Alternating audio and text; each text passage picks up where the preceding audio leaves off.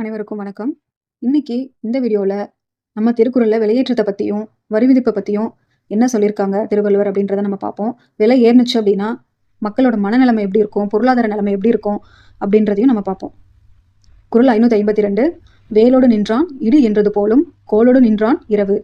வேலோடு நின்றான் இடி என்றது போலும் கோலோடு நின்றான் இரவு. ஸோ இதோட பொருள் என்ன அப்படின்னா, கையில வந்து நிறைய ஆயுதங்கள வெப்பன்ஸ் எல்லாம் வச்சுக்கிட்டு நைட் டைம்ல வந்து ராபரி பண்ணுவாங்க இல்லையா? வழிப்பறி பண்ணுவாங்க.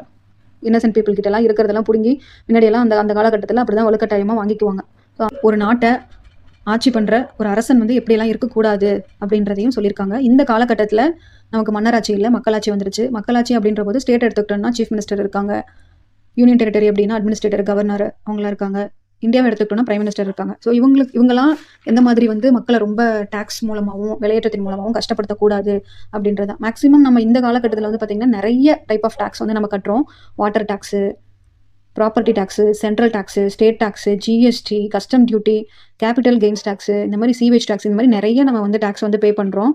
ஸோ இது எல்லாமே வந்து பார்த்திங்கன்னா இதோட சேர்ந்து நம்ம விலையும் ஏறிட்டே இருக்குது, அத்தியாவசிய பொருளும் சேர்ந்து ஏறிக்கிட்டே இருக்குது அப்படின்னா அது வந்து எப்படின்னா ஒரு ராபரி பண்ணுறதுக்கு ஈக்குவல்.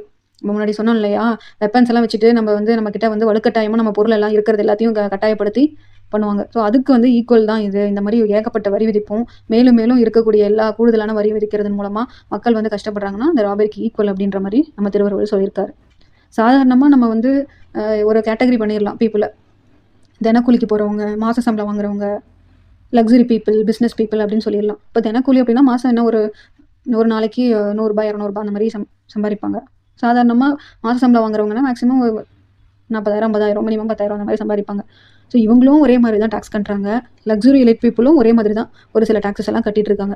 ஸோ இந்த மாதிரி விலை ஏறுனுச்சு அப்படின்னா இதில் யார் ரொம்ப பாதிக்கப்படுவாங்க அப்படின்னா கண்டிப்பாக நம்மளால் ஓரளவு யூகிக்க முடியும். ஃபஸ்ட்டு தினக்கூலிங்க தான் பாதிக்கப்படுவாங்க. அவங்களுக்கு அன்னைக்கு போனால் சாப்பாடு அவ்வளோதான். அவங்க பெருசாக சேமிச்செல்லாம் பழகி இருக்க மாட்டாங்க.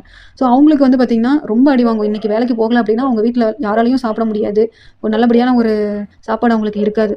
ரெண்டாவது மாத சம்பளம். இப்போ மாதம் எனக்கு ஸ்டாண்டர்டாக ஒரு 10,000 15,000 வருது அப்படின்னா இந்த மாதிரி விலைவாசி திடீர்னு ஏறுது, 2 மாதம் 3 மாதத்தில் ஒன்றுமே பண்ண முடியல அப்படின்னா குழந்தைங்களுக்கு ஒரு சரியாக ஃபீஸ் கட்ட முடியாது, ஒரு நல்லபடியாக சாப்பிட முடியாது, ஒரு நல்ல ட்ரெஸ் வாங்க முடியாது. இதனால ஒரு குடும்பத்தில் ஒரு நிம்மதியான சூழ்நிலையே இருக்காது. மேக்ஸிமம் வந்து இந்த விலையேற்றத்தினால பாதிக்கப்படுறது நம்ம இந்தியாவை பொறுத்தவரையிலும் 75% பீப்புள் வந்து middle class, upper middle class, lower middle class, ரொம்ப வறுமையில் இருக்கக்கூடியவங்க இவங்க தான் வந்து ரொம்ப பாதிக்கப்படுவாங்க. அப்பர் மிடில் கிளாஸ் கூட 2வது பட்சம் தான்.